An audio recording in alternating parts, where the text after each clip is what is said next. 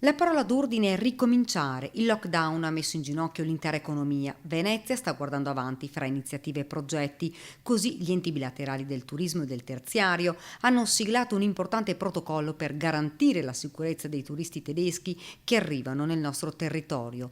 Un lavoro certosino che ha dato i suoi frutti. E i protocolli che sono stati adottati in Italia dalla Regione, dalle federazioni di categoria, soddisfano gli standard qualitativi di sicurezza richiesti anche dagli organismi tedeschi. Il turismo tedesco sicuramente è importante per questo territorio e la riapertura delle frontiere sarà fondamentale per salvare la stagione nelle località balneari. Qualcosa già si sta muovendo. Già adesso vediamo le prime targhe tedesche, austriache, svizzere e speriamo che con la completa apertura dei confini ci sia la possibilità di tornare ai vecchi fasti, ai vecchi numeri, insomma. L'importanza di questo protocollo?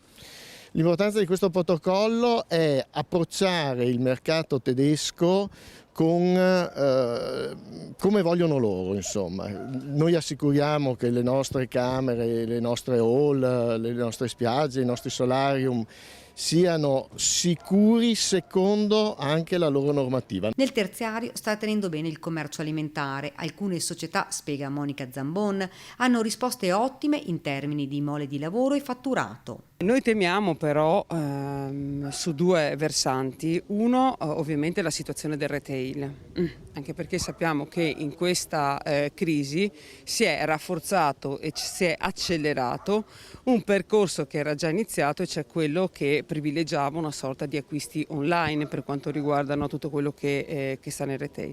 Però sappiamo che ci sono imprese che ci stanno credendo, che stanno, come si può dire, che hanno già riaperto, che si stanno attivando per poter anche valutare nuove strategie. Questo protocollo per tutti è un ulteriore passo avanti. Fra l'altro sarà prevista anche un'app nelle strutture ricettive del commercio in cui il cliente potrà quotidianamente verificare il rispetto di quanto disposto dal protocollo stesso.